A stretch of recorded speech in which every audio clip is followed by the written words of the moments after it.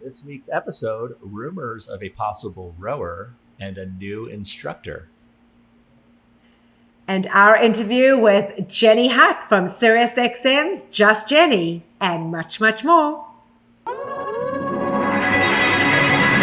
Welcome to the Pelo Buddy TV podcast, a show for the Peloton community by the Peloton community. Here are your hosts, Amanda Siegel and John Pruitt. Welcome to episode 28 of Pelo Buddy TV, a show for the Peloton community by the Peloton community. I am John Pruitt, and of course I am joined by my co-host Amanda Siegel. How are you, Amanda? I'm good, John. Hey, how you doing? Good. Do you like my new fancy microphone?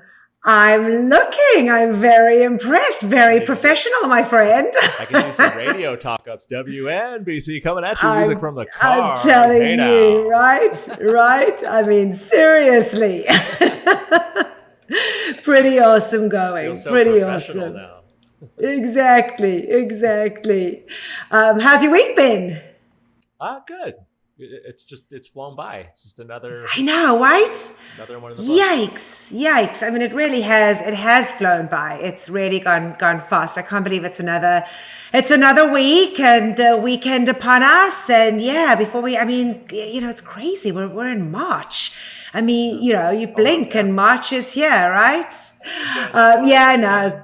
Good. Yeah. It's been great. It's been really, really relaxing and it's been awesome. It's been awesome. Gotten in some good rides. We'll talk about our picks at the end.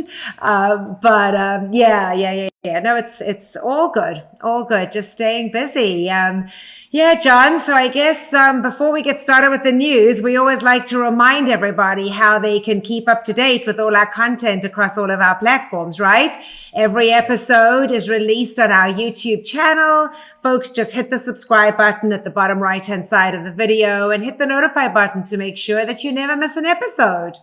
Yeah, and we are on all traditional podcast platforms. So just search Pelo Buddy on any podcast platform will come up. Be sure to subscribe to us and also hit those notifications so you never miss a show. And please leave us a review. We would love to have your reviews, especially on iTunes. And we'd love any feedback that you have as well on any upcoming guests you'd want to hear or any constructive criticism you might have for how we can improve the show. Yep, we've certainly appreciated some of the feedback we've been getting, and it's welcomed. We take a listen, and we're here to report the news. So for those of you that are not on Facebook and Instagram, which is almost hard to believe these days, right? You can certainly search for Pelo Buddy there. You can follow us, and that way you never miss out on anything. But you can always rely on coming to the show on a Sunday morning because we will report everything that's just happened the week before. And I guess, John, let's get on with the show. First, let's do a rundown of the latest Pelo news. So I believe that I get to start this week, John, and we have our opening story is sneakily about the potential of this much talked about Peloton Rower. Fortune magazine journalist Robert Hackett had an opportunity to interview some of Peloton's executive teams. And as a part of the interview process, he was able to visit a Peloton research and development lab, where Hackett states that he spotted a rowing machine that seemed to be undergoing testing in the lab. Hackett did go on to say that when he was touring the facility, he got to peek inside a room that contained equipment undergoing testing. On one side of the room, he got a glimpse of something he doubts he was supposed to see. It looked like the long-rumored follow-up piece of equipment that the company has never officially confirmed, right? A rowing machine. When he asked about the machine, a Peloton spokesperson said that the company often reviews and tests all kinds of tech, but that doesn't mean that they plan to pursue any of those particular product areas. We do know, though, that earlier this month when CEO John Foley gave an interview, he had mentioned that they do have all sorts of stuff in their R&D labs. In the same interview, Foley stated that Peloton would eventually release new products, but that most of the focus was on what hardware strength product Peloton might introduce to compete with tonal and other connected home fitness strength products. Although we remember correctly, in September of 2020, Bloomberg had a report that confirmed a Peloton Rower was still in development, stating that the company is also working on a rowing machine, but that is not expected to announce until later. So it's there, John. There is no question that it is coming, and I guess we just have to be patient, and it's kind of fun to know that we get some insiders. I had actually said, didn't like the journalist have to sign an NDA? And I guess if you're a journalist, you don't. You get to report whatever you see, right? They but can't that's be silenced. Yeah. Exactly. But that was pretty exciting. So, I know everybody's waiting for bated breath, but again, we say this week after week. Are they ready to release something new when they really have to get their act together as far as delivery and stuff? And I know we'll talk about it a little bit in the show, but there's so many things that do need to be taken care of before they can release, any new hardware. So I guess we'll wait and see. I would love to get the rower, but my wife Jackie has very much put her foot down several times anytime I bring that up. So that one I might have to pay for, like I paid for our new tread out of my own money. So we'll see. I have time to work on her right now. But it's funny. It's funny in social media, whenever you say something, you're reading something, all of a sudden you get those targeted ads because your phone is listening to everything you say. Right. So I started getting these annoying ads for Echelon and their rower, and how Mario Lopez, the celebrity from Saved by the Bell, he's a celebrity instructor on there. And the funny thing is, he's on a rower and he's got the most terrible form, like going back and like not even really, it's like he just jumped on there for 2 seconds. And then in another clip on the bike with another instructor that's next to him, he's chewing gum. Oh my goodness. And all the comments are hilarious, but it just made me think of their Echelon rower. I was like, come on, Peloton, get that rower out. Yeah. Your phone's always listening. I'm sure it's coming. So we have a new instructor rumor. This makes me think if this possibly could be somebody that might be on the rower platform. Who knows? But her name is Callie Gullickson, and she's most likely to teach cardio or strength. We don't know, no idea if she would be a bike or tread instructor, but she spent a number of years as an instructor at Rumble Boxing, where another rumored Peloton instructor, Bradley Rose, also worked. But she was in Florida recently and just relocated back to New York City. So we'll see if this pans out. But we have our inside info on these instructor rumors. So. Yeah, I love it. And I always go on and take a look and see, are there any other Peloton instructors following them? And that kind of is always a good giveaway, right? To know that potentially, so they've really been amazing in how many they've brought onto the platform in the last year, even with COVID and everything else that's been going on. Isn't that amazing that they're still able to, get things moving along quite nicely? She looks lovely, so I guess we'll have to wait and see what ends up happening and what kind of platform she is going to be on. But that's definitely exciting.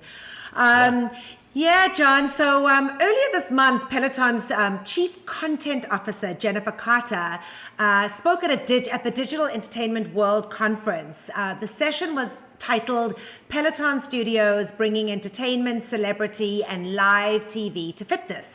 It was led by Shirley Halpern, Executive Editor of Music for Variety.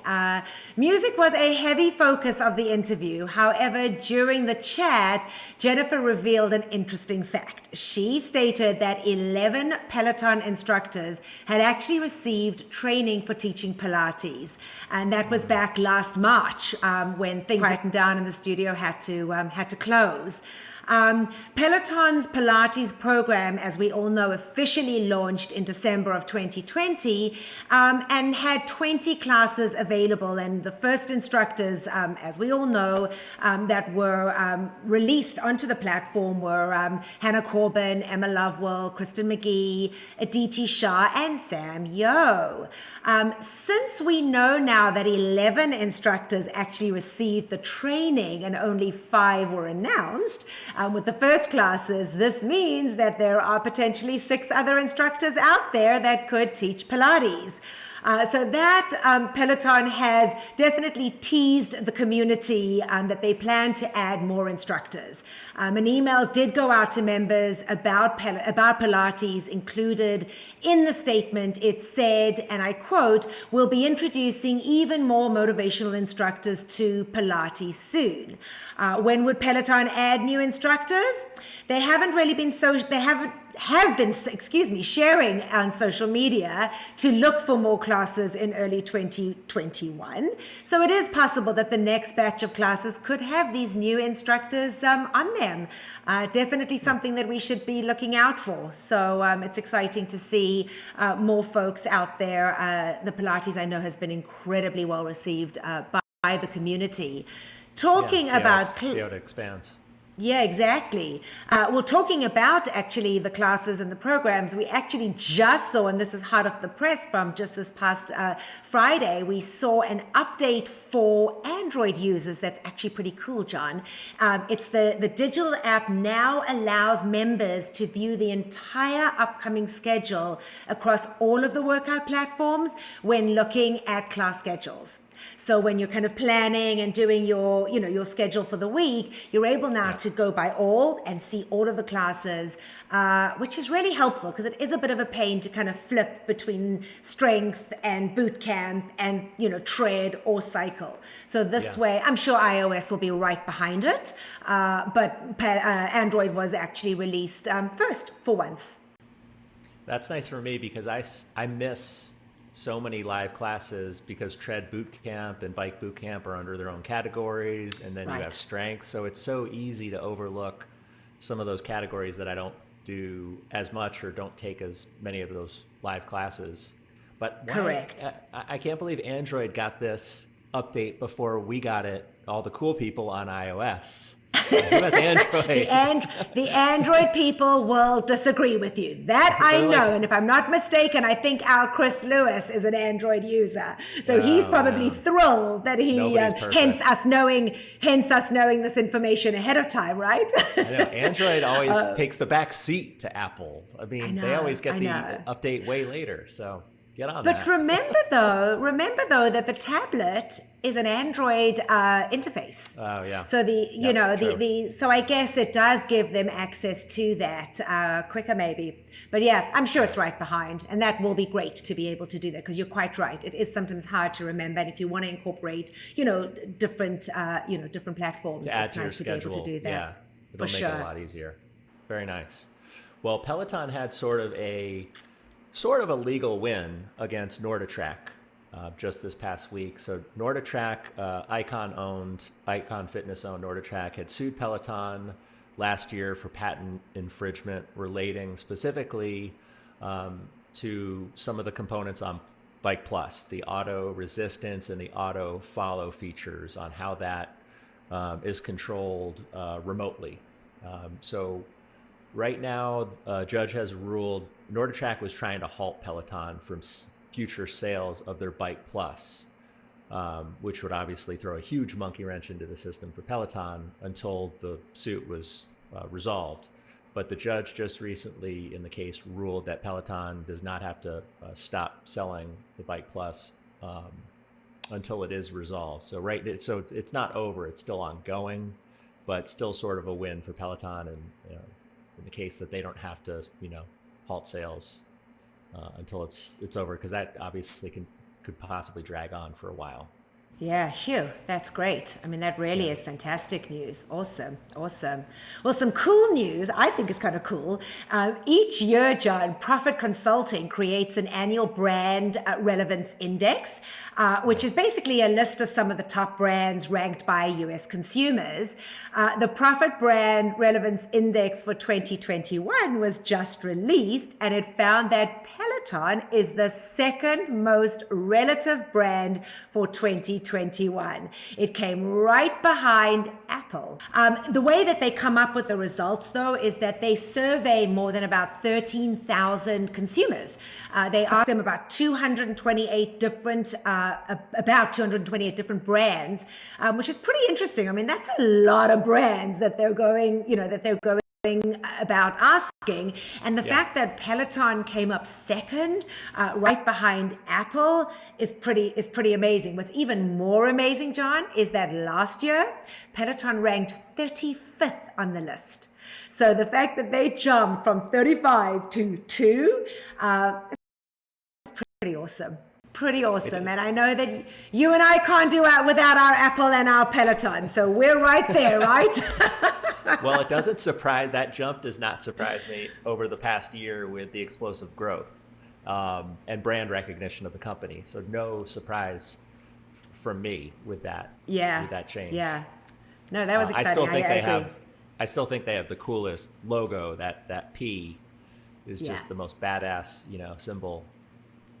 Yeah. Yeah. And definitely one that, well, it's interesting though, because I was going to say one that catches you, but there's always been chatter about Peloton and Pinterest, and folks getting confused sometimes if they have the apps next to each other on the phone, because they do actually look pretty similar. I'm not a big Pinterest. Yeah, I'm not a big Pinterest person.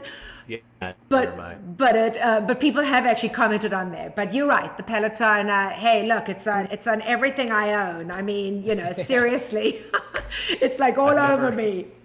Yeah, I've never. And when I met John Foley at Homecoming 2019, I told him, I said, the company is amazing because there's never been a company or brand that I've been so proud of to rep and put their symbol on all of my stuff and promote them the way I do, giving them free advertising everywhere. So it's pretty good testament to the power. Well, interesting. I'll add into there though. It was interesting. I just saw recently on the official page, people were commenting about the fact that they were getting stickers with their apparel orders. Yeah. And there was this whole discussion about what people did with their stickers. And of course, some people don't get stickers. So that was very disconcerting for those folks. But it was so funny. I'm telling you, John, there must have been thousands of people commenting on what they do. And of course, I am a complete nut. It's on my notebook. It's on my Hydro Flask. It's on, you name it. I have Peloton everywhere. But it was funny. I mean, people were saying, they give them to their kids. People were saying they have them on the back of their screen. So we do love the branding, and we do like to show the branding off. We're so proud of it. I'm never embarrassed when I walk around in my Peloton, get-ups, because I know that I'm a Peloton person. So you wear it with pride. Yeah. With pride. Well, moving on to Peloton stock now. In a recent Fortune article, Peloton was named the worst performing stock. This is kind of unfair, but they've been named the worst performing stock of 2021. Based on their performance in the NASDAQ 100. The stock has been down 16.4% since the beginning of this year. So it's kind of silly because we're just at the beginning of March right now. But, people who watch the stock, it jumps up and down with news. So I wouldn't take much credence in that, but the stock's pretty new as well. So it's going to have its ebbs and flows. Yeah, it's been a roller coaster. I mean, I do have stock and I do follow it closely. And my husband, who is a big person that enjoys, working with stocks and that type of thing, was so proud that I finally found something that I loved and could relate to and look at the market. I mean, that for him was a big deal. But it has been a roller coaster. But you know what? I've stuck by it. I've been fortunate that I've sold when it's been at its highest. I've bought when it's been at its lowest. There is no question that once some of these teething problems get taken care of, that stock will shoot back up. I mean, the quality of the product is phenomenal. Everything else about it, there's just there's so many positive aspects to it that I'm not too worried. And I think you said it rightly so. It's so new in the year. How can we start judging, at this take point? it with a grain of salt. Exactly. Well, interestingly enough, Peloton CFO Jill Woodworth was interviewed by KeyBank Emerging Technology. They had a virtual summit this past week, and a number of topics were actually covered in that. The stock was not one of them. She veered away from that. But a few highlights from the interview was as follows. A topic of new features came up, and Jill had mentioned that Peloton loves adding new features across all of the platforms that they have. She says that it gives them more levers to drive engagement. She also said that Peloton has tons of features on the roadmap that they want to roll out over time. So certainly something that we need to look forward to. And we've seen so much of it in the last few months, haven't we? With the scheduling and with the different things that they've been offering us, which has been great.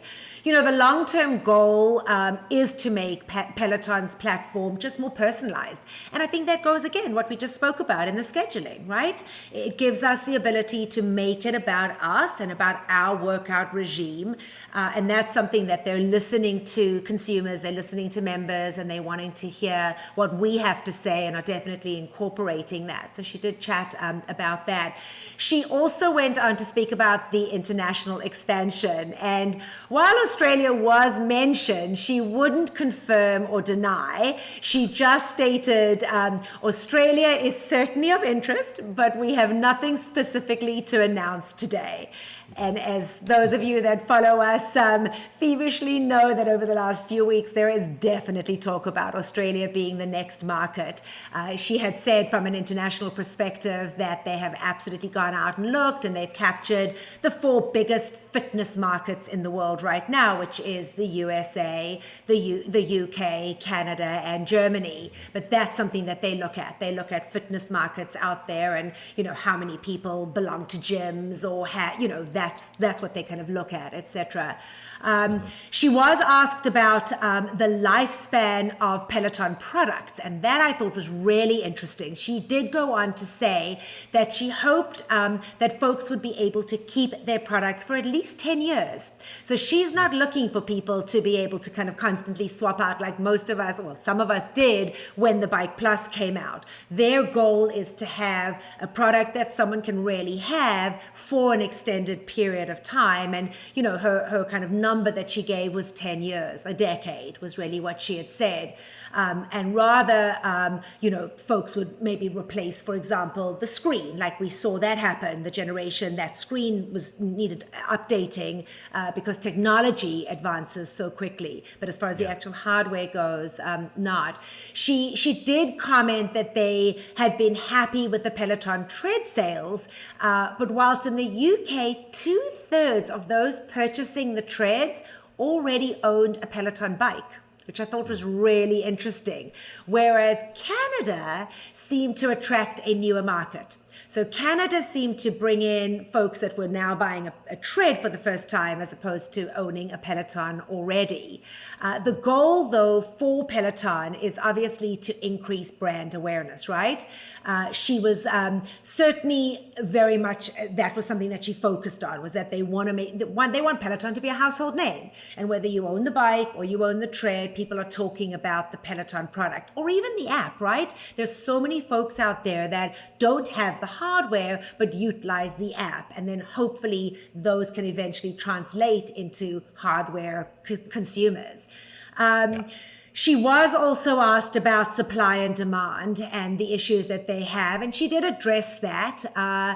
But that part I thought was most interesting was when she was asked about the turnover of Peloton instructors, and that it was so low. And that certainly was the part that captivated me the most, because we've been so lucky that we've seen the loyalty and commitment of the Peloton instructors.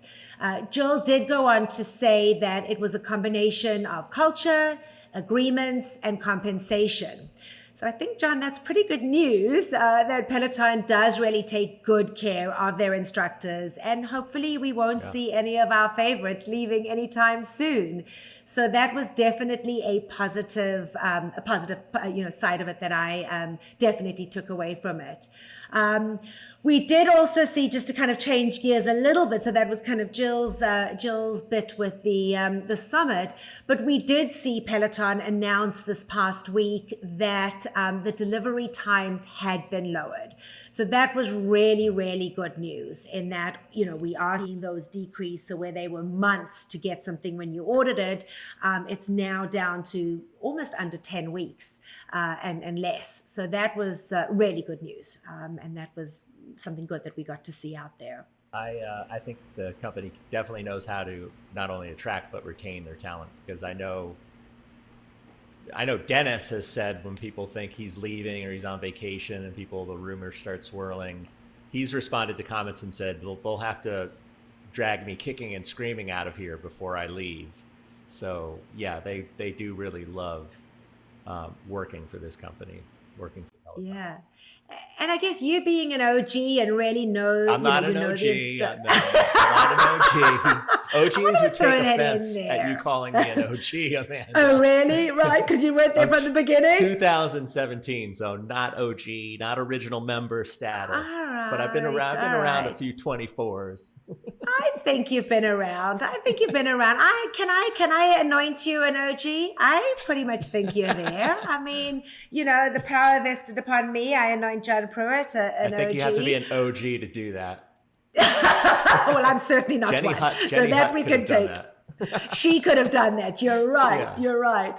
But I guess what in the time? Okay, so but you can certainly give me the statistic. In the time that it started, only three instructors have left. Yeah. So when I got my Peloton in 2017, Dennis had just started 5 days before I got my bike, and he replaced Stephen Little. Right. And then Jennifer Jacobs departed, back in June of 2019, and about 6 months into. Yeah. Is it Oliver Lee, the strength and tread? So really not. But that's it, right? Just only the three new of them. additions. Yeah. Yeah. Yeah. So that's pretty cool. I mean, that is pretty yeah. amazing, right? That is pretty amazing.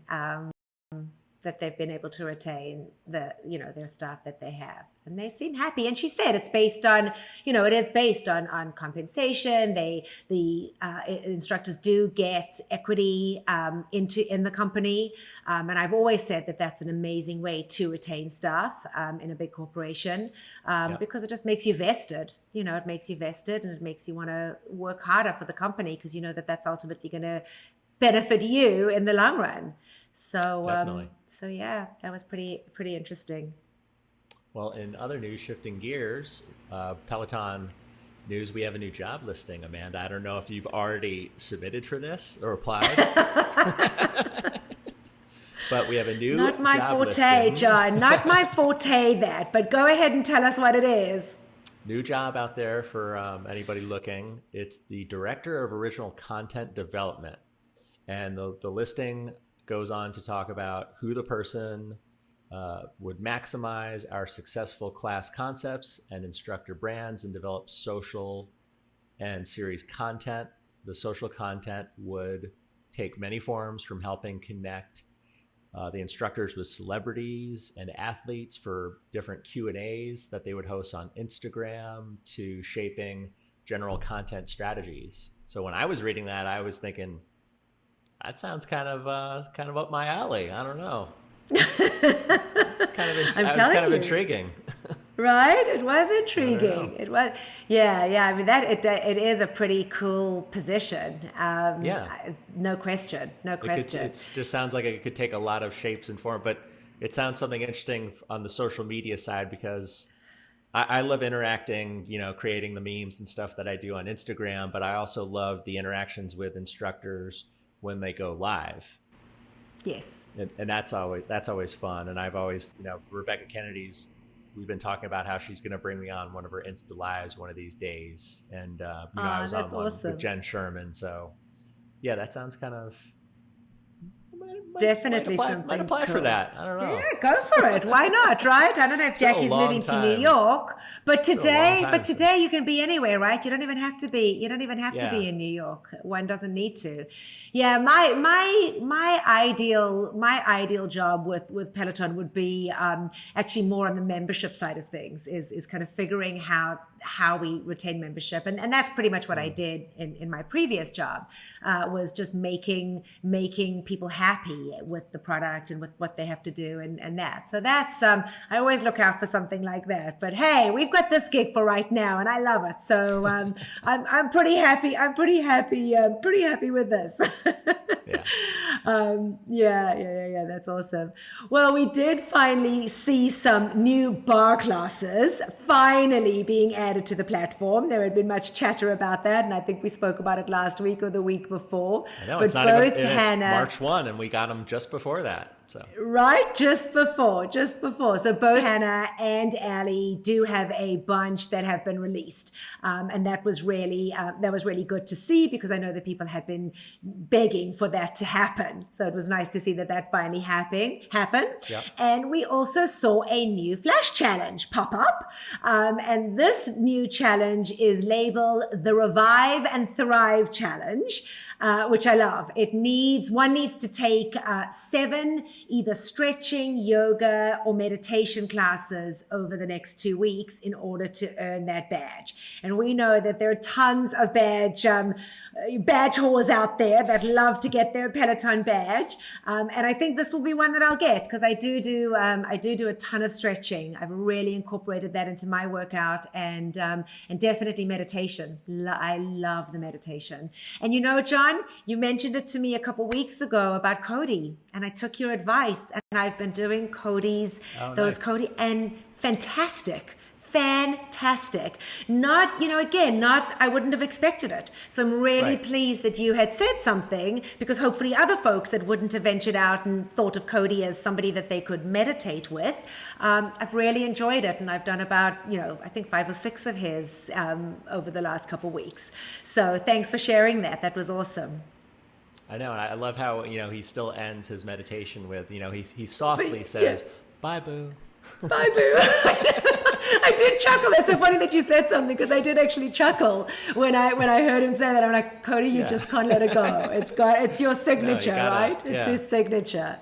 Because it's when he says that, I don't know if you're a big of a dork as me, but at the end of his class, when he says bye boo, I'm always saying like bye boo with him. And when Dennis says be good out there, if you can't be good, be careful, I'm always throwing up the shaka when he puts it up, like that.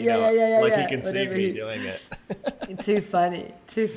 Yeah, that's awesome. Well, anyway, we've got some new artist series that launched this past week. Bad Boy Entertainment Classes, a new hip hop artist series. So for anyone who isn't familiar with Bad Boy Entertainment like me, they're a record label created by Sean Combs, Puff Daddy, in 1993. So they've got different artists on the label, including Craig Mack, Notorious B.I.G., Faith Evans, Mace, 112, Total, Machine Gun Kelly, French Montana. So like a pretty diverse range of hip hop artists.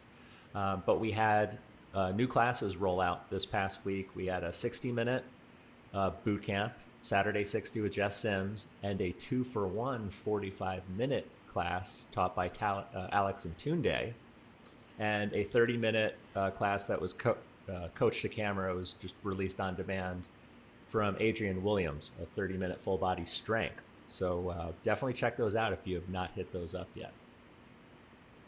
Awesome. I haven't done them myself, but that's definitely something to look out for. The Tunde and Alex, I'm sure, was pretty fun.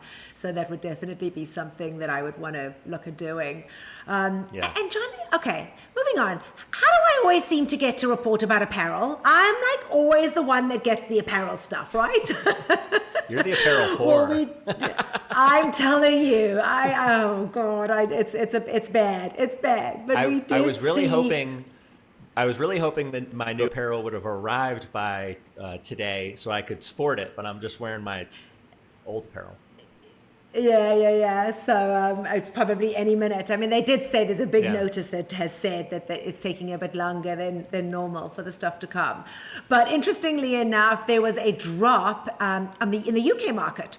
So the UK market got, and it was only on the UK site, a Mother's Day apparel drop. So the UK actually celebrate, which I find to be so bizarre, but the UK celebrate Mother's Day differently to the rest of most of the world. And Mother's Day comes up, I think it's the second weekend in March. So they had a Mother's Day apparel drop on the UK website.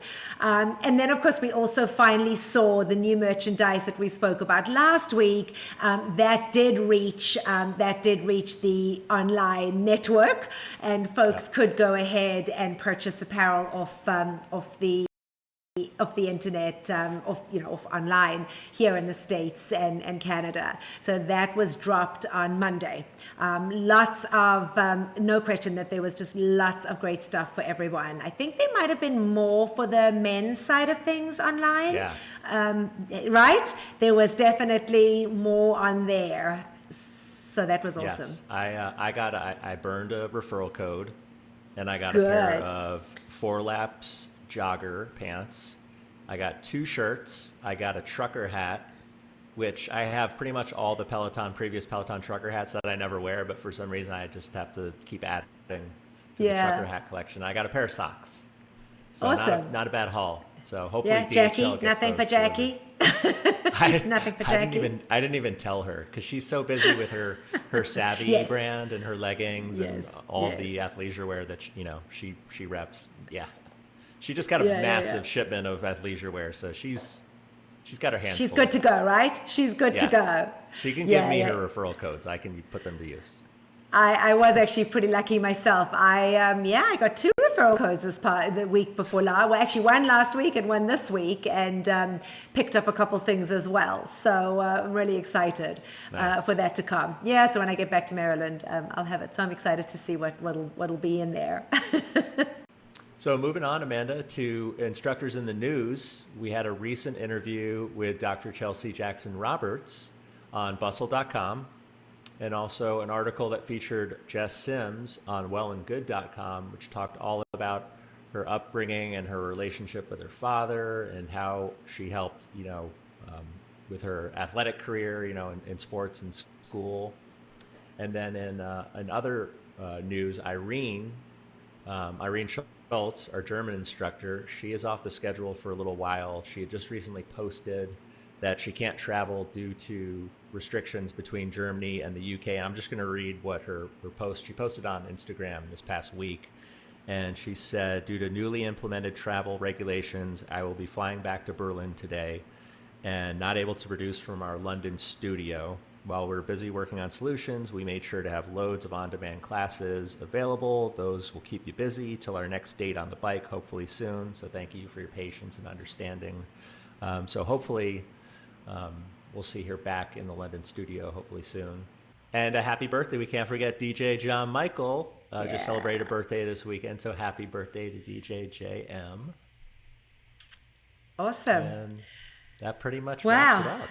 And that pretty much wraps it up. Well, we certainly have a long and amazing interview, right? So I'm glad that the news we were able to keep short this week so that folks could enjoy our interview. Wasn't that so much fun, though, John? I knew it would be entertaining when you said you booked Jenny Hutt, because I always get a kick. She's kind of nutty and she's a little out there, but she always cracks me up on her show and on social media, on Instagram especially. So it did not disappoint. And I loved that we could both do it together because we came from different, different aspects of her. I had a connection to her and you obviously had your connection to her, and it was so fun to do it together. So, I'm pleased that we were able to do that. And I certainly love chatting to her. She's a very interesting woman, and, it was just so easy to talk to her. It was an easy interview. So, I really hope that... and it just flows naturally because she has her own talk show on SiriusXM every day, so she kind of knows how to move things along and shift gears and stay on topic. So it just progressed and flowed really great. Exactly. So stay tuned. Definitely stay tuned for that coming up. And then why don't we finish off with our class picks of the week, Amanda? Yeah, so interestingly enough, I am going to go off grid with this class picks. As I mentioned at the beginning of the show when we spoke about it, was meditation. And I had kind of stuck towards I do often do meditation before I go to sleep. I sometimes have a hard time falling asleep at night. And I'm telling you, invariably, I do not see the end of that meditation. I'm gone. It just gets me there and it's perfect. But I did a meditation with Aditi Shah and I really enjoyed it. I had not done anything with her, and it was a 15-minute gratitude meditation. It was just a simple gratitude, her latest gratitude, 15-minute gratitude meditation. Her voice was so soothing, and I really appreciated it. And I'm sharing that as my class pick because I didn't do this when I started out in Peloton. And there's so many new folks that have joined the platform that don't realize what's out there. They know that it's their bike and that's what they think that's all that they're doing. So I figured this week I was going to, I didn't have any exceptional ride that I wanted to share. So for me, it was a meditation. So for those folks that don't, and look, there's a badge. You can get this over the next 2 weeks, right? So do all that meditation. But that was my class pick for this week. Well, I love the sleep meditations. I haven't needed to do one in a while because I've been falling asleep pretty easily at night on my own, but I love the sleep meditations with Ross Rayburn. It's what I do. Those are the ones that I do. I just set my phone on the charger, I let it play through the speaker, and then I'm out before it's over. And I've posted a funny meme that shows somebody falling asleep in a group of people, and then everyone starts clapping, and then the person falling asleep wakes up and he starts clapping too. And the caption was, "When I miss my milestone on a sleep meditation." And I tagged Ross Rayburn, obviously, and he got a kick out of that.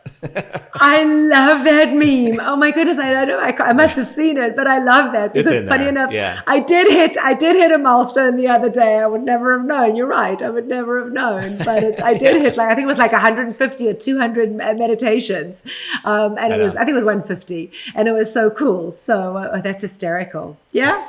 So what's yours? Tell us what yours is. So I am going with a bike boot camp class this week. Cody's Friday 30-minute bike boot camp from February 26th. If you've never done bike boot camp, for anyone that might be intimidated to try it, they think it might be crazy hard, Cody is the perfect instructor to try it out with. If you've never tried one with him, he is probably the most fun you will have, on the bike and boot camp as well, just because he's hilarious and there's funny transitions when you move to the floor. He's dancing, and this class was no exception. There was a lot of funny moments where I was just rolling over in laughter when we were on the floor. And it's super fast. It's 30 minutes. I wish it was longer, but it's a great 30-minute workout from Friday, February 26th. So check out Cody's bike boot camp. It's a ton of fun. And I will also give, for anyone watching who has never had a shout out, and there's plenty of people I know that miss, they don't get their milestone shout outs. Boot camp class, in particular bike boot camp, is a great class if you want to randomly get a shout out, because there's so few milestones on those because they're so new. Cody will just randomly go through the leaderboard and randomly call out people. So check it out and you might get a shout out. That's fun. Yeah. That's awesome. Well, great. There we go. Yeah, John. So I guess next up is our interview. And I know we spoke about it just a bit ago, but it truly was one of the most fun interviews, and I'm so glad that you and I both got to do it. We both, get Jenny. So for those folks that are about to get to hear, Jenny Hutt is a SiriusXM talk show host. Her show is called Just Jenny. She has many other accolades, which you'll hear about in the interview. But I've called into her show a couple times. You have, I know. I she told her liked that. I know, and I said it's great to be on a show with her where she can't hang up on me. Because last time she was pretty abrupt. Last time when she had Jen Sherman on her show, I wanted to hang on and chat for a while, and she goes, "John, we got to move it. Come on, wrap it up." That's hysterical. And I can she just hung up on me. I can absolutely picture her saying that, because it's like kind of like Jenny's way, and that's it. So we have Jenny Hutt coming up, and her story is inspiring. Of course, she owns a Peloton, hence us interviewing her. But there is so much more to Jenny than just OG. her Peloton. Yeah, and she certainly is. So stay tuned. And coming up next is our interview with Jenny Hutt. Let's get to know another person behind the leaderboard name in Pelo Chats. This week, folks, John and I are really excited to welcome and chat with Jenny Hutt on our Pelo Chat. Jenny is better known for her SiriusXM talk show, Just Jenny, with other accolades of lawyer, mom, dog mom, author, inventor, and entrepreneur of her amazing company, Bunny Eyes, habitual dieter, first cousin to one of my very best friends in Maryland, but most importantly to us, Peloton community member. Welcome, Jenny. Hey, so thank you for having me. First of all, my cousin Karen is my favorite person. I love her. And that's who is your friend. Yeah. Just as much as me. I know. Isn't it such a small world, right? Small world, yeah. It's and this crazy. is so funny because you're having me on and you're like, oh, Peloton community and blah, blah. I'm so not a joiner. So the fact that like anybody even knows that I do Peloton, like I'm so not really that person. But I think the bike just kind of makes you become somewhat of a joiner. It's kind of weird. I think Jen Sherman did that for you, Jenny. I love her. Yeah, well, that was the other thing. Like I've been on the air. I've been on SiriusXM like 15 years. I've had over 15 years, a lot of incarnations of my radio show. I've worked with all sorts of people. I've been on guest on Howard Stern. And truly, I get more texts, more emails, more calls about Jen Sherman shout outs than anything else. Like that, like my family doesn't care that I'm on the air. My friends don't care that I'm on the air. But when Jen Sherman says my name, it's like the sky opens up. People freak out. And I'm like, she went to Syracuse with my sister. My husband went to Syracuse. I think she was a sorority sister of my sister. Oh, my son went to Syracuse. That's so funny. And she's just, Jen's just a great girl. I mean, she's just like a regular great girl. So it's just so funny because I feel like when she calls my name, we're friends. She's like talking to a friend. But people, it's just really hilarious. Well, we wanted to get Jen Sherman on the show, but you were the next best Jenny. So thank you. There you go. There you go. So sorry. Yeah, she's great. So wow, Jenny, that was a pretty significant list I rattled off there. Hey, wow. But we certainly would love for you to fill us in. Just a little bit more about yourself. Tell us who Jenny Hutt really is. I think you said it already. Well, I will say that almost none of what you said was really by design. I didn't really know I was going to end up doing any of the things that I do. I went to law school out of college because that was just, I didn't know what else I was going to do at that point. And I kind of fell into having a radio show when I was 35 and then stayed there. I'm 51 now. I am a chronic dieter. I would just say I'm just a lifelong dieter. I'm an expert dieter. I lost a lot of weight over the years. About a little more than 10 years ago, I lost like 90 pounds or 80 pounds. I don't know. It depends on which high number I go by. So I've kept that off over 10 years, which the Peloton definitely plays a part in that, just because exercise is really great for weight management, maintenance, not great for weight loss. I mean, sometimes people start to work out and then they're like, why did I gain 5 pounds? Why did I lose? I'm like, because exercise is what makes you lose weight, but that's a whole other story. And then I I'm a wife and a mom because that happened along the way. And I have 5 dogs because, again, that was just sort of, I started rescuing dogs when my older kid was finishing high school and about to go to college. So, and then I continued when my younger kid went to college. So we have 5 dogs. And, but one of them is 16 years, 3 months old. And our first one, I know, she's so old. It's awful and amazing because she's great. But, and then my eyeglass company, I mean, I am an inventor, but like, I didn't mean to be an inventor. I just sort of like, I had an idea and then. Tell us about that. I think it's such a cool concept. I mean, I've certainly seen them. So tell me about it. So what happened was I had a need to read while I was getting my hair colored. And it freaked me out that every time I got my hair done, either blown out or colored, that it was like time wasted because I'm a working mother. So like I'm always doing reading. And if I can't. Multitasking. I pretty much went, like my vision went from perfect to blind at 44 years old. So this was something that drove me crazy. And I started to think about it, and I was like, there has to be a way that you could use your reading glasses without having to wear them because the hair color gets stuck on the temple, this whole thing. And one day my sister and I were side by side at the beauty parlor, which we never are. Like we don't coordinate our schedule. Like it was just random. And she looked visibly irritated as well. And I was like, why are you annoyed right now? And she was annoyed because she couldn't read. So then the two of us sat there and talked about this idea and started looking online to see if anyone else had made them. Because initially I was like, we could just make them like opera glasses, like, and like, so you could hold them in your hand.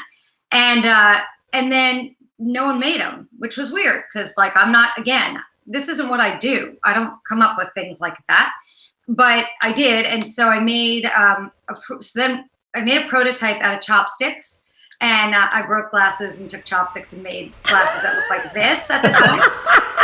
But these are actually what you're looking at, because what's so cool is that they do everything. But, so I did. And then my sister knew this woman who was in the eyewear business. And so we hooked up with her, and then we partnered with her, and she was about to go to China. So really from idea to execution was around 10 months.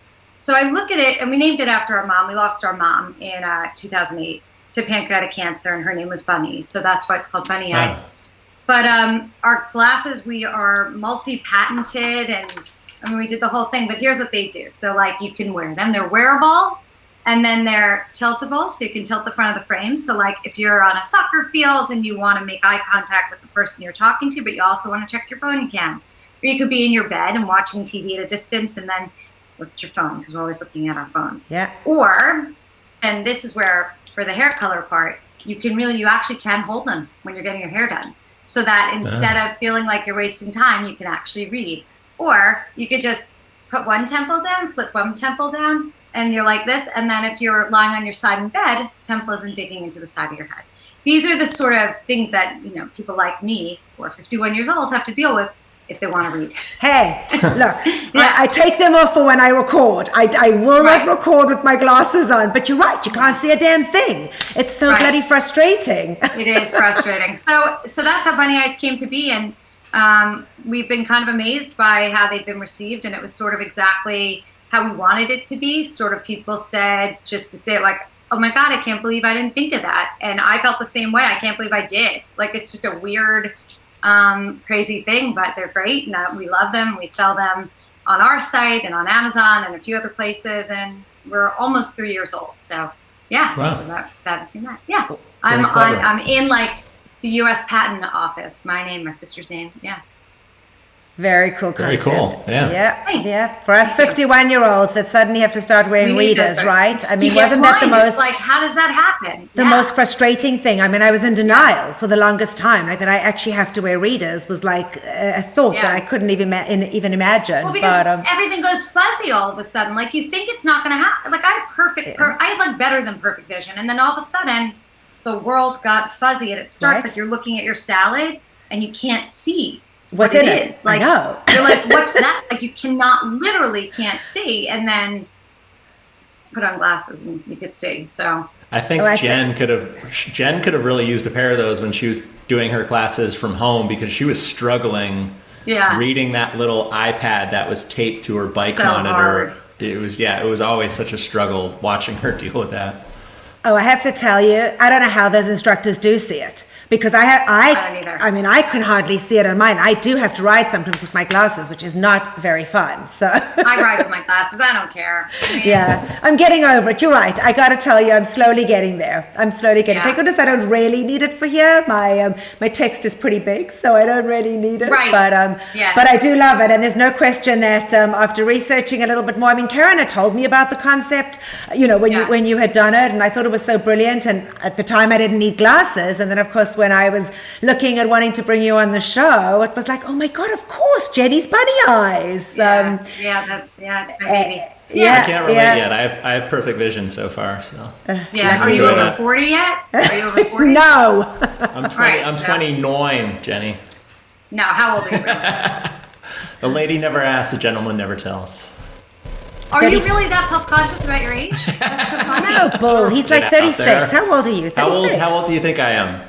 No, I have no point of reference. I can't tell anymore how old anyone is. The children today, my 20-year-old daughter looks, 40, and my 22-year-old son looks 16. Like, I don't have a clue. And don't we think that we're the 20-year-olds? I think Jen Sherman is 10 years older than me. So that, to give you an idea. No, then you would be in your 40s. 32. Yeah. 40. 40. Right. Oh. 42. So then soon your eyes are going to go. Your eyes are going to go. I got 2 years left, according to you.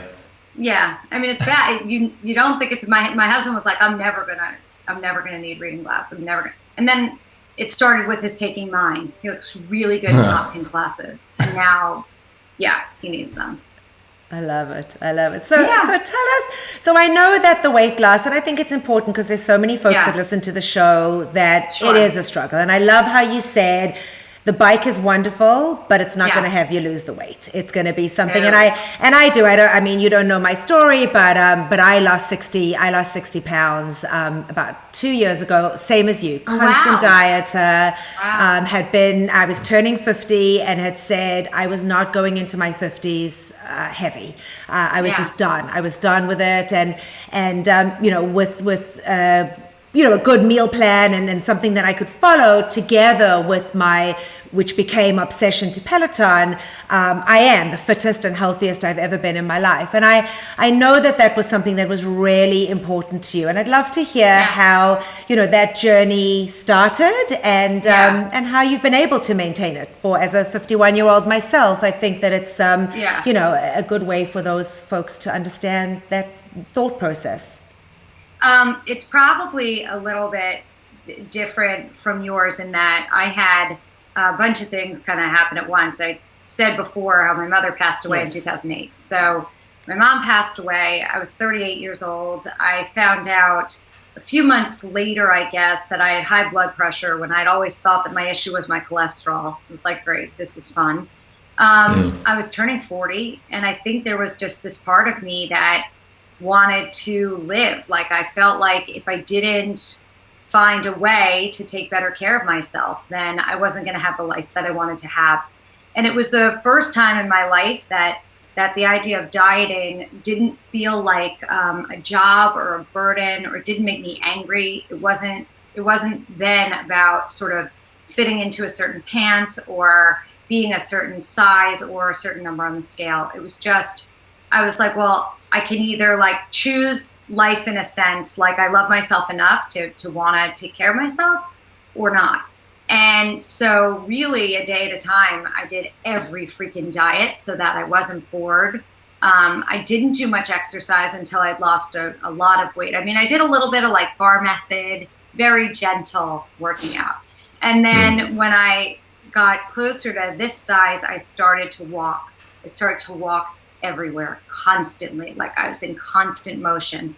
But it was very much tied to my weight at that point, because even though I had started out in my head of just not really caring, I had exceeded my own expectations because I hadn't had any. I just didn't want to be obese. I just didn't want to be unhealthy. So when I got to the point, I guess, where like I was no longer clinically obese or no longer, I just kept going. And again, I didn't know how much I'd lose when I started. I still kind of look back on it, and I I don't even know how it happened. Like, I don't even, because if it's you, it's just sort of, it just happens over many, many months, or however. It was, I think, a little more than a year. But then, as I said, I started walking a lot. I mean, for hours a day. But it was still very much tied to my weight, very much tied to the number on the scale, because I am a daily weigher, been a daily weigher for the past 10 years. But what happened in the past, I would say I got the Peloton. I'm pretty old school. I've had it 5 years. So that's why I say I'm not much of a joiner, because for 5 years, I could be way more involved in the community, right? If I was like, I could be one of the OGs, but I'm a little bit shy. I don't have any followers, and I don't follow anybody on Peloton because I don't want the pressure. Like, I don't want the pressure to have to perform, or for anybody to know when I'm taking a class or what class I took, or if I ducked out of one. Because, like, what I love about the bike is that I could do 10 minutes of a class and then, like, leave. And then if I go back later and do 10 more minutes of a different class, great for me. But in the past 10 years, and you'll see this because you're 2 years out, right? That our bodies are really incredible machines. And when you lose a lot of weight, they just want to put it back on. Like, your body is just going to keep trying, your brain and your gut are going to keep trying to get you to gain weight. So you have to constantly be like tweaking your lifestyle in order to keep that weight off. And exercise doesn't cause weight loss. It can really help with weight maintenance, but it only helps with weight maintenance if you do it.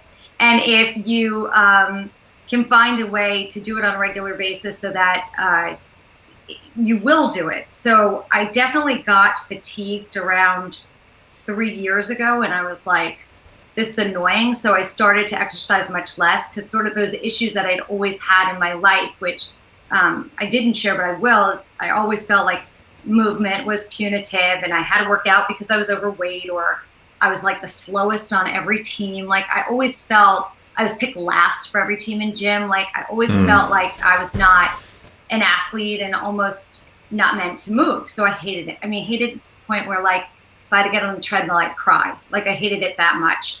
But I guess about a year and a half ago, maybe a little less than that, something in me shifted, because I also have a lot of anxiety. And I think for women, the older we get, the more anxious we become. And our hormones are like crazy. And so I do a lot of research, and I talk to a lot of experts. And the common through line was that the more you move, the better you feel. The more you move, the better you feel. 100%. And from a brain health perspective. Right. And so I was like, okay, if that's really true, because I wasn't sure I believed it. And I was like, I'm just going to give it a try. I'm just going to start to move every day. Like, it just started very much like, I'm just going to move a little bit with no pressure. And by the way, I've had 1,000 trainers, fought with every one of them. I loved my trainer, Darrell, so much, but every time he would come, I would tell him how much I hated him. And it was just brutal. And I think he's the greatest guy in the whole world and the best trainer in the whole world. And I love him. But he would show up and tell me to jump rope, and I'd be like, you can go fuck yourself. Like, what? But I invited him here. But that was completely my attitude. Like, run up and down the stairs, Jenny. You run up and down the stairs, you jerk. Like, it's not the right way to behave, right? So, but the minute I took the onus off of exercise as like a thing I had to do because there was something wrong with me or because someone told me to, everything changed. And doing it little by little, it had such an impact on how I felt and my moods and my anxiety level that I began to crave it. And I began to feel like I couldn't live without it. And so every single day, it's been since probably mid-December that I have not missed a day of exercise. For me, my baseline is I get 10,000 steps every day. That is non-negotiable. And then many days I also ride. And then there are days I don't. I just do whatever I feel like doing. And I've never felt better mentally than I do now. And I try not to focus on sort of the body impact of it, because that takes away the fun for me, which is why if someone follows me, it's yeah. Hence movement. Yeah, that's the hashtag movement that you were laughing about with my with my glasses on my head. But years ago, I I used to talk from my treadmill all the time. I mean, really, when I first lost weight, because I spent my days on the treadmill, I would talk to people who listened to my radio show that way. Because it was like I was multitasking. I was really hoping you were going to do this interview either on your Stairmaster that you do. I don't know my what mini elliptical. Your mini elliptical that you post from on Insta. Yeah. Well, you've inspired me. I do the movement every now and then. I'm good. So I appreciate it. How did you get to be such a crazy Jen Sherman fan, Peloton fan? Very, as Jen said, just being very persistent and always bugging her. but Jen and I really bonded over our mutual love for, Howard, Seinfeld, and the Grateful Dead. Got it. So okay. That makes sense. I just crowbarred my way into her life and acted like we were old, like college friends, and the rest, just all fell into place. And it's more like a kid brother, and she kicks you. It's good. Yeah. Yeah. There's no question that there's some adoration there for John, and it is sweet. It is sweet, and it's fun, And I think for us, we won't put you in that category because clearly that's not you. But for us, and there was a great article that came out just last week, and we spoke about it on the show last week about have we fallen in love with our Peloton instructors, and we've done it for all the right reasons, because for someone certainly like myself, who was very much like you. I mean, your story has absolutely resonated with me because I'm looking at me that I needed to move. I was the same age as you. From a mental perspective, I went through my own trauma a couple years ago. And for me, the Peloton was honestly, Jenny, what got me sane. I mean, it just gave me the ability to focus on something different, to put my energy into something different. It changed my life. But the instructors do become a part, when you're that involved. And I'm kind of I'm a wannabe John. I follow in his footsteps. It's hysterical. In that, so sweet.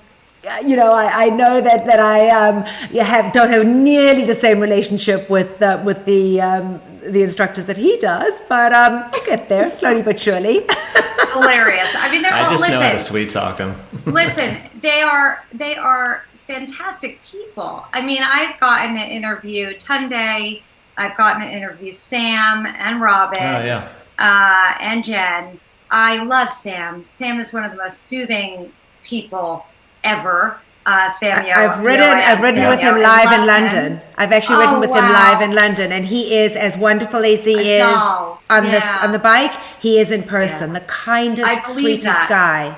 Yeah, but I think that what you were saying about the bike helping you with trauma, I think that's the beauty of movement, that you can be in a bad mood and then put yourself on the bike or on a treadmill or on my mini elliptical, that stupid little stepper. It's like the greatest thing I've ever bought in my life. So don't knock it till you get one and you realize that you're like, oh my God, I can watch TV and also move at the same time, and it's easy and it's portable. But I think that, it changes your state. Like Tony Robbins has talked about this. Yeah. That when you change your state, it really does change whatever's going on in your brain. It's fascinating. And that's why sometimes also people will fall apart on the bike or fall apart when they're exercising and start to cry, because what happens when you exert yourself physically is that your body can't control the stuff in your brain. You become very sort of distilled down to whatever is really going on inside of you. There's no barrier to stop it. So it's actually beautiful because you emerge in that moment, and maybe what you need to do is cry, and that's okay, or sing or laugh or whatever. But I also find that when you get yourself physically depleted, it makes you less racy in your mind as well, which for someone like me, I mean, I'm constantly like, it's always going, that I need that sort of exhaustion. It really just helps.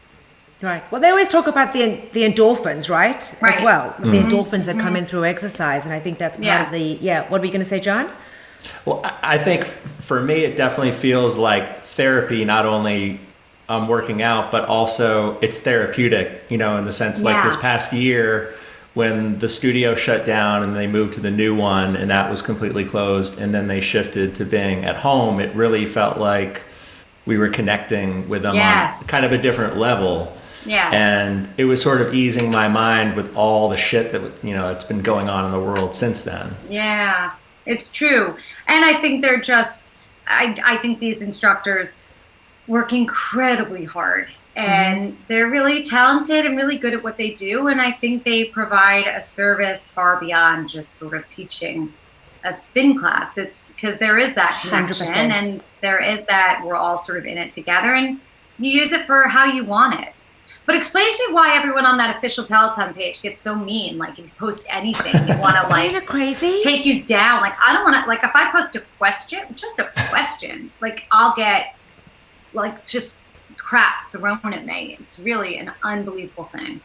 That's what happens when you have over 100,000 people that are a part of that group, and there's a lot of cranky people that get so tired of seeing the same question over, and they can't move Don't on. go on.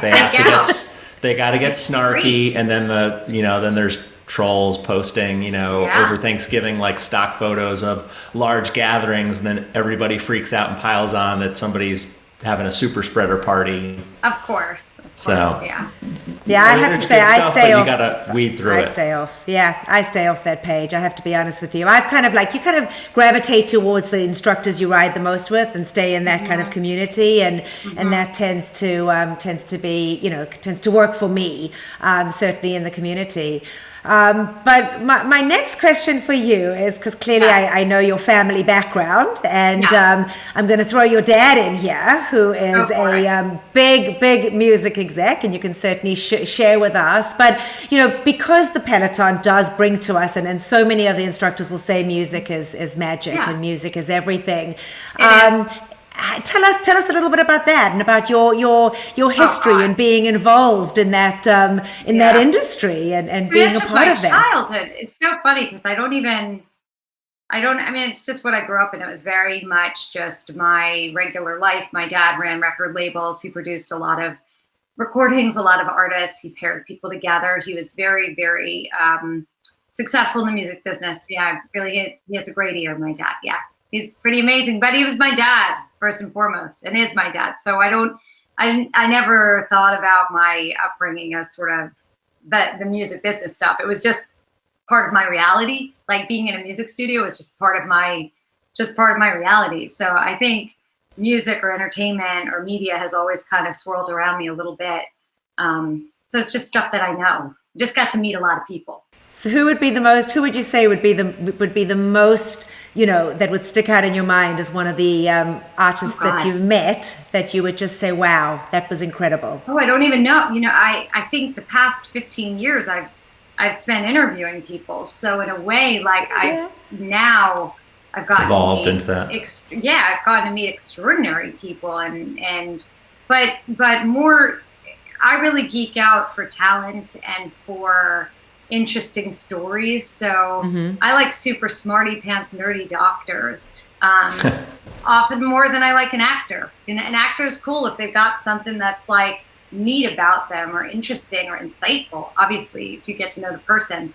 So, and it really runs a gamut. Like, sometimes I have guests that are surprisingly deep and funny and warm, and then sometimes I have ones that show up and I'm like, why'd you come here?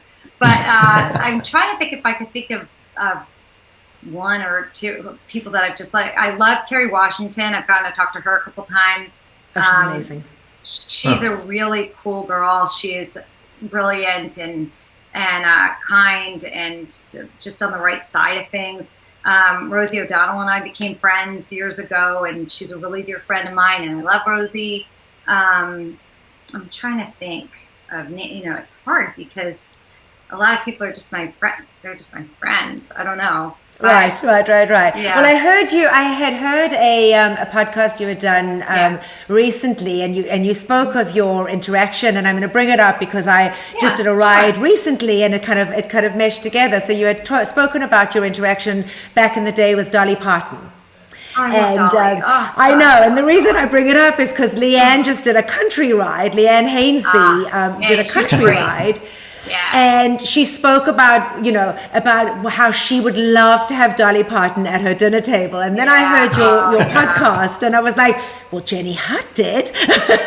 Yeah, so Dolly Parton, there are certain people that you see on television or you hear on the radio back when we listened to regular radio or whatever when we were kids, and you wonder what they're like in person, and you think in your mind's eye, like, they're going to be amazing, and then you meet them and you're like, oh.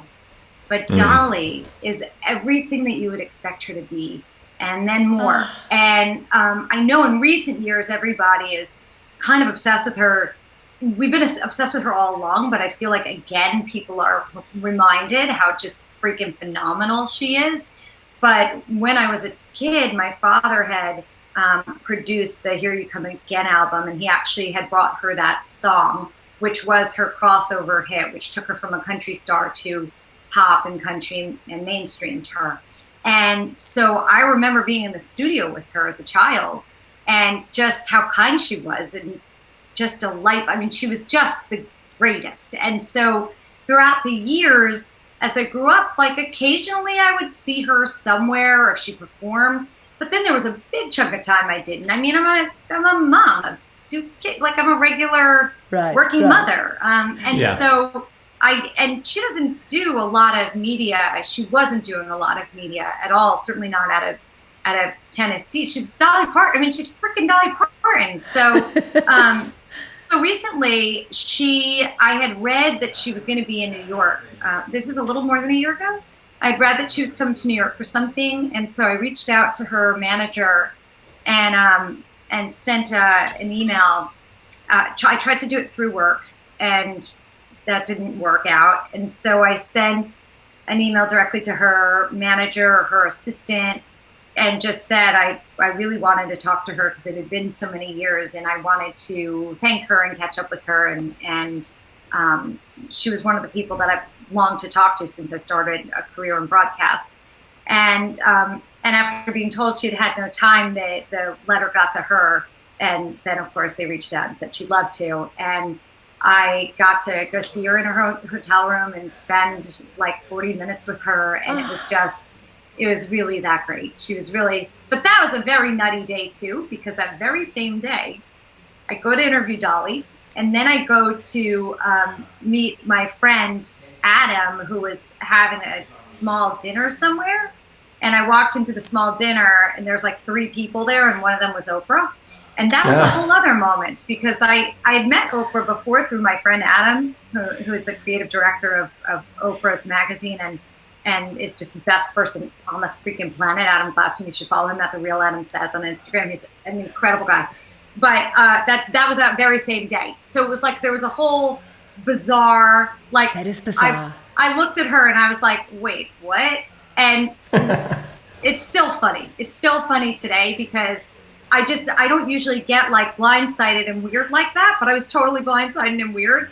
And then she took a selfie with me, and I posted her and said she's my best friend. And Oprah totally goes along with it, and she's so cool about it. And it's an ongoing like conversation on my show that my best friend Oprah and we like to hang out, in separate places, but like we're totally hanging out together. And yeah. So funny. I have to share with you, because you're saying this about Oprah. So probably she's great. She's the it's nicest got to be person. 11 years ago, my 40th birthday. We were down in South Beach, and we were staying at the Ritz. And one of my girlfriends had called up, and I was there with Karen. It was Karen and a bunch of us had gone down for my birthday. And one of the girls ran upstairs. It was about 8 a.m, and she goes, "Amanda, Oprah's in the gym."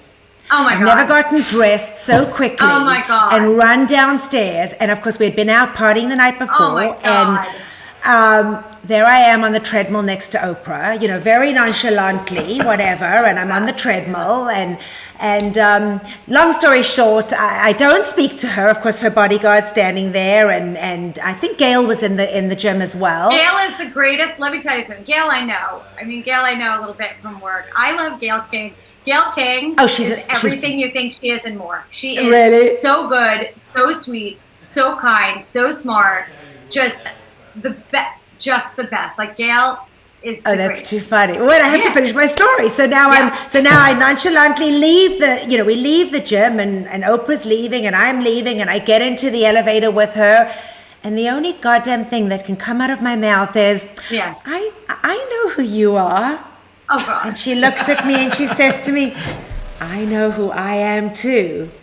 And I'm like, God damn it, Amanda, are you kidding me? That's what you said to Oprah Winfrey? Spectacular. So clearly you did a hell of a better job than I did. Terrible and awesome. Terrible. I was just mortified. I was so mortified. Yeah, the girls nervous. were like, look at it. She's great. She's Oprah. right? I mean, She's an you're not gonna fall icon. apart She's with her. Oprah. Where else Right. are you gonna fall Fell apart? apart with Oprah. But yeah, Yeah. maybe I would have done better with Gail. No, Gail is so great. I mean, Gail is the loveliest. But back to the Dolly thing, you know, seeing Dolly, it was like no time had passed. It was, I felt like a kid again, and she's just warm, and she's just a really good person. I'm sure you heard by now. You've heard the Dolly Parton's America podcast, and she's just a fantastic woman. She does everything right. She's really good inside. So that's just who she is. So you can't. You know, whenever you hear stories about people's fall from graces, and you usually know, like there's a scintilla of something that maybe you could tell they had something a little bit kind of wrong, but she's just who she is. So it's so amazing to have those kind of people still around, you know. I mean, she's just one of those icons, and to know that there are, you know, that there really are good people out there, and celebrity status never really affected her in that way. And as you say, she's just Dolly. Yeah, love it. I love it. Yeah, love and it. Howard's really nice too, by the way. Howard Stern's a lovely guy, and his wife Beth is fantastic. Yes, I know that John's all over that, know. Right, John? Yeah, they are really good people. They're just what good about people. Robin? Robin's my favorite. I love Robin. Robin's just terrific. I love her. She's great. These are my coworkers. Like when I started at SiriusXM, it was the fall of 2005. I started 3 months before Howard did. So it's been a long time. So that whole crew are people I just know. And they're incredibly professional, super hardworking, and all good. I love Gary. I mean, they're just regular people doing a really neat job, and they do their best. I was just emailing with Gary yesterday because I had reached out to him to see if he wanted to come on the show, and he was real courteous and responded right away and said, "Oh, my contract prevents me with Sirius from going on podcasts." But then we were talking about riding, and I said, "Oh, you know, are you getting back into it?" And he goes, "Yeah, I've been doing scenic rides lately, but I'm going to do my first, you know, ride." But he doesn't really ride live because I said, "Oh, there's some Jen Sherman midday rides," but he's more of an on-demand kind of guy, I think. Yeah, I think you got to find what works for you. I do mostly on demand. I only really ride live Sundays. I do Jen's class always because but my schedule, I'm live on the air at 12, so my mornings are kind of crazy. I got to just get whatever I'm doing done, and then if I have time, I'll do an on-demand ride, and that's it. And that's your movement. Yeah, I mean, sometimes I'll do an evening ride live, and that's really fun when I can have that happen, but it just has to work into your schedule. Tell us how you transitioned into radio and how you kind of got into...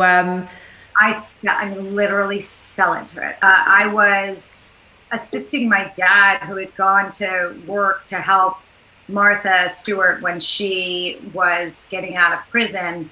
And then Martha's daughter and I became friends. And then Martha's daughter asked me to do a radio show with her. And that's how I started. And that was back in 2005. So for 5.5 years, I did a show with Alexis called Whatever. And we had like a few TV shows and radio show. And then we stopped working together. And SiriusXM was kind enough to give me my own show. So that was back in 2012. So I never was off air, even though I went from the Martha channel to then the Stars channel. It was pretty seamless and pretty great.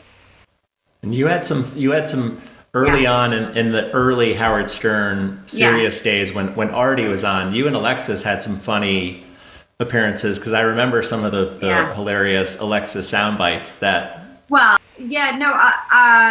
I did, a couple of things that I did. Alexis was on Howard back then. I was on Howard later.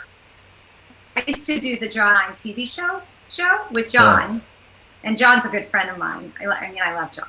And his wife Debbie, she's great too. They're all just that's just regular people. Yeah, that's like my regular life. Yeah. So John and I we connected first over the show Swingtown, which both of us, like I had heard him say one day that he was upset that show had been canceled and he wasn't over it. And it was like a year after the show had ended.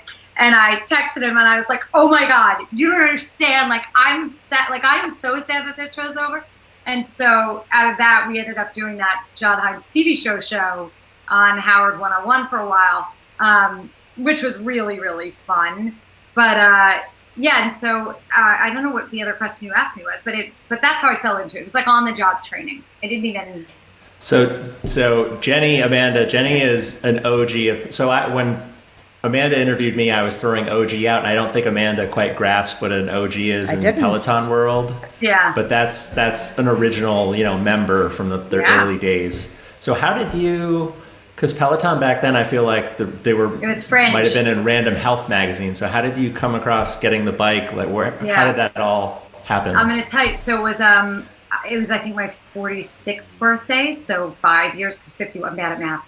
But I started seeing online. It wasn't on television. It was like, I don't even know if it was on Facebook, but I'm always looking at exercise equipment. So the data that comes to me is things like Peloton or Tonal or like any of that sort of stuff from the internet. And I saw the bike. Nobody had it. And I was upset. Like, I was like, I think I will love it. Like, I think that this is so me. Cause I liked SoulCycle's great if you can go into classes and stuff, but I have a very hard time, like showing up at a certain time and having to sign up and having to go and like, it's a whole time commitment. Yeah. Yeah. And by the way, I love Soul and they have really good people there. But I needed as a working person, and my schedule was very non-negotiable. Because when you're on the air, like I got to be on the air. I can't chance it. Right. The show starts and I'm not there. Right. So I thought this was going to be great for me to have this in my house.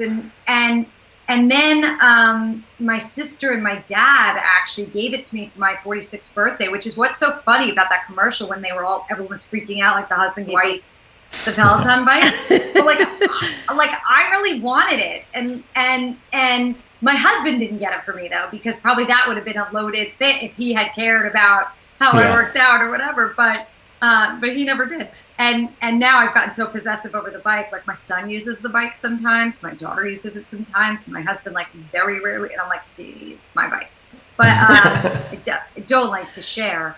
But that was how. And my sister at the time was like, I know one of the teachers, this girl, Jen Sherman from college, blah, blah, blah. And it just was, I just got it and I loved it. I just thought it was everything that I thought it was going to be, because I love that whole virtual connection. I've been kind of on the internet forever because of my job. Like when you're on the radio, when the internet started to sort of percolate more and more and social media became a thing, that's what we did. We were in like tiny chat rooms and at the early stage of Twitter, like that kind of engagement. So this was, I don't know, it just another extension of it. Was just right. Yeah. And I love it. I mean, the leaderboard freaks me out, but other than that, I think it's great. I don't know why you can't take yourself off the leaderboard or pause classes, but one day a pause button will come. So Jen Sherman, Jen is your number one. Who else are your regular? I love Jen. So whenever Jen, you post, it's always about Jen. Yeah. Well, the reason I love Jen is because like she's me. It's like truly hanging with your friend. Like she's just a regular girl. So like I'm not riding with her thinking like this girl is 24 and has like all the time in the world to dress up and run around and like eat a leafy green and move on with her. Like I know she's a mother and she's busy and she's totally relatable. 52. Like, she's regular. She's like me. It's great. And so there she is. So there's that. And also she's like no bullshit. She's not like on the bike telling me to, I don't know, to have some sort of great moment with God. Like she's just normal. And I love that. I love Sam. I think Dennis plays some good music when he plays 80s rides. I'm really a music person. So I like the most when there's like 80s pop. It takes me right back to high school. Sam's good for that. Yeah. And Sam also, there's just something about him. He's just, I guess I don't mind like when an instructor talks spiritually, if it seems real. like he just seems like whatever he's talking about, he means. Like he'll talk about stuff he's been through, but then online on Instagram he'll talk about WandaVision. Like he's just normal too. I like regular people. I love Tunde. I think she's incredibly talented. Who else do I really like? I love Cody. Oh my God. I dropped a headphone. Hold on. I dropped an AirPod. I think Cody is, is Cody fun. He plays great music. He loves Britney. You can always Cody. raise your spirits. Oh my God. In a second. He's delightful. I love him. Who else do I like? I mean, if you say names, I'll tell you how I feel. I happen to love Alex, but I don't love Alex's music. And that's, Funny enough, I don't love Alex's music too. I don't like Alex's music too. But I love him. Yeah. I mean, he's real. Alex rarely does an 80s ride. I know, but I've taken them. By the way, they're great. I have too. So if you look and you find them, they're great.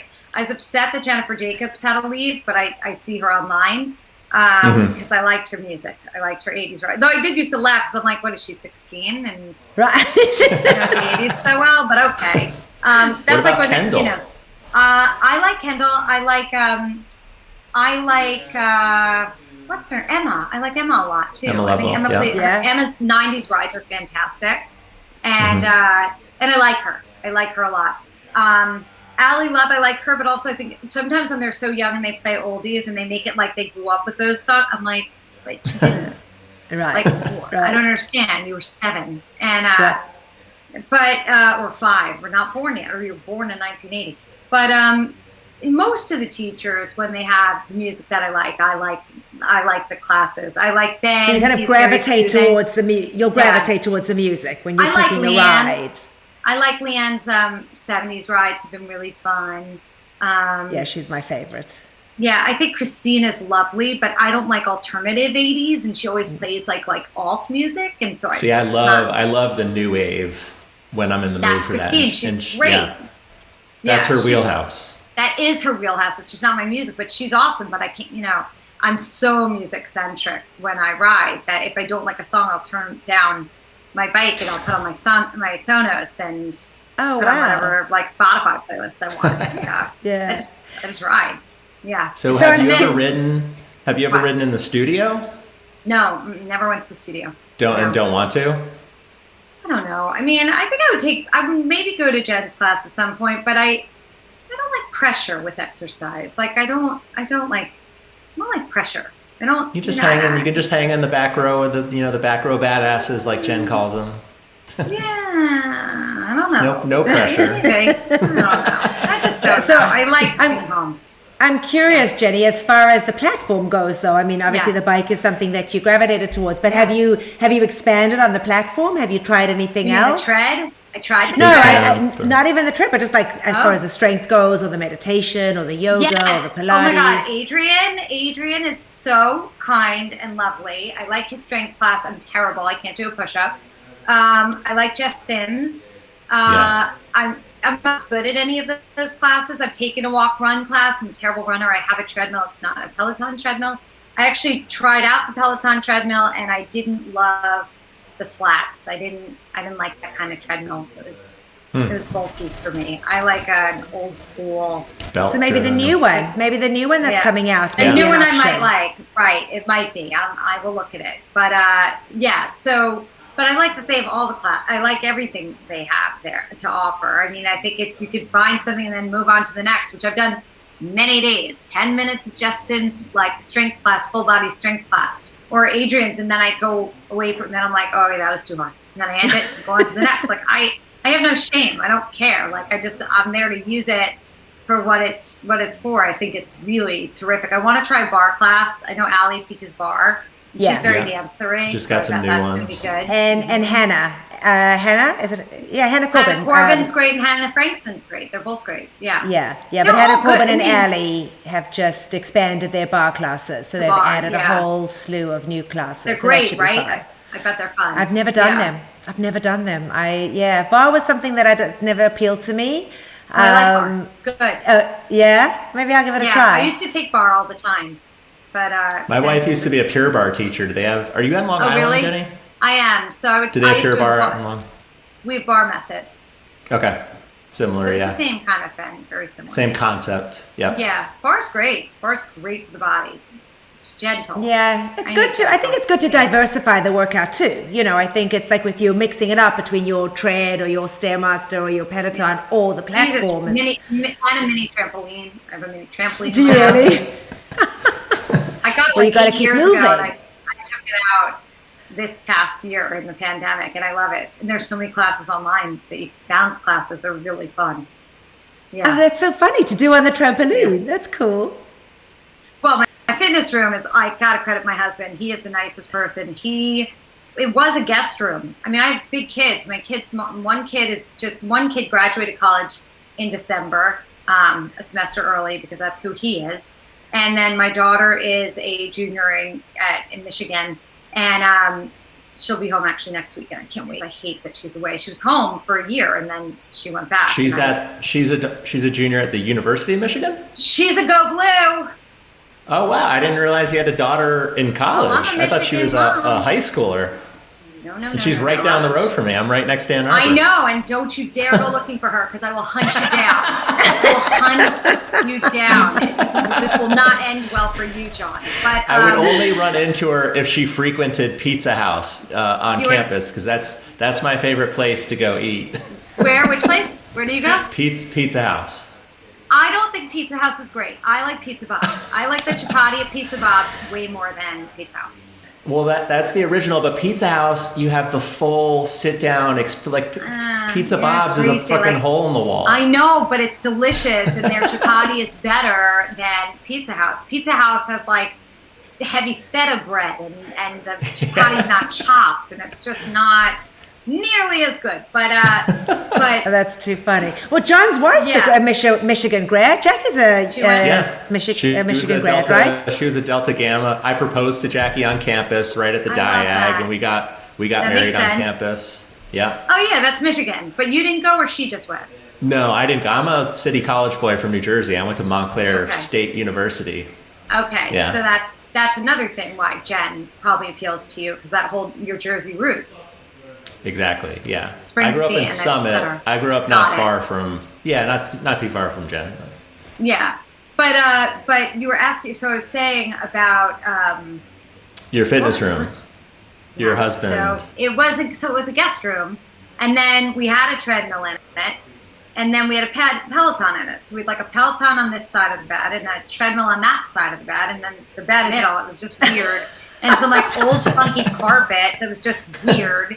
And like, I don't even know if there was I don't even remember if there was like a real TV or like an armoire. It was weird.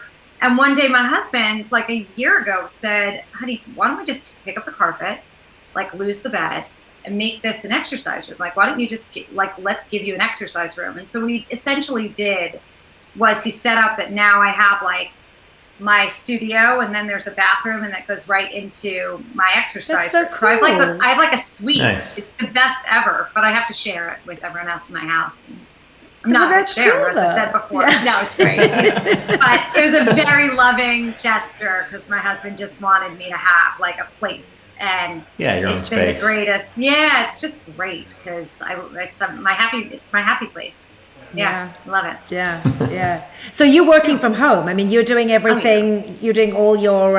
Now, were you before, or is it just through pandemic? So I was lucky enough that my structure that I could work from home. So I would go back and forth. Awesome. So if I wanted to be in studio with a certain guest, I would be, and if I didn't, I wasn't. So, but I can't imagine that anyone's going to want to be really in the studio that much. Just all that. But that's awesome. So you were all set up. You were all set up pre-pandemic. Yeah, that's amazing. Yeah. How cool. Oh yeah, it worked the whole time. I think I was only off like 2 weeks or something when SiriusXM was figuring out how to route all of the shows and how to record all the shows because the city's been closed. I mean, my live show is routed through Kentucky. I mean, well, this is routed through the UK. So there you go. Yeah. Yeah, that's awesome. That's awesome. Yeah. Well, awesome. I mean, we certainly don't want to take up any more of your time. You have been amazing. It has been such fun interviewing you. I knew that you would be. Yeah, I mean, it really is truly amazing to get you on the show. It's nice to be on a show with you, Jenny, where you can't hang up on me. I know, right? The last time I was on Jenny's show with Jen Sherman, she was like, "Okay, John, we got to move on." Like, I wanted to have a nice, deep conversation. Jenny's going, John, "No, this is you're quick, such a stalker." rapid fire." I'm like, no. I mean, he's harmless. He's like a harmless stalker. Like, there's some stalkers that are menacing and scary. He's just like definitely a harmless stalker. Yeah. He's Well, I got to tell you, one thing he has done for Jen Sherman is he's got her on social media more. All of a sudden, I see her like on Instagram, sharing her stories, putting stuff on there. She does that. It's so good. Exactly, John, we'll give you credit for that. At least you've done something there. I didn't do anything. Every now and then she reshares something I post about her, but there's none of my doing. Awesome. So we want to do something fun. So Jenny, to end off, we just do something fun. It's called our 60-second descent and recovery. I'm going to fire away a couple questions at you. You're going to go ahead and answer them. And if you, no, yes or no, bike or tread? Bike. Favorite instructor? Jen Sherman. High cadence or high resistance? Resistance every time. Early bird riser or night owl? Early bird riser. Meditation or strength training? Oh God, strength training. I can't meditate. Live or on-demand classes? I think you answered that. Mostly on demand. Somewhat. Yeah. What was your first class you ever took? Clearly a Jen one, but... Oh, definitely a Jen class. I don't know which one, but definitely hers. I don't know which one it was. What would be your favorite class you've ever taken? I would have to say it's got to be one of Jen's sing-along rides, or one of her 80s rides, because it's fun because I know she knows that I'm singing the entire time. Love it. And I like when I know the music. It just goes by so quickly. Doesn't adjust. Well, we got them all in 60 seconds, so you did awesome. Always love to hear what everyone's answers are, because they tend to always be different. You know, everybody has their own way of doing things, and I always like to answer that. Yeah. So to wrap up, we just want to say thanks. We really appreciate you coming on and taking the time with us. This was so fun. John, anything you want to end off with?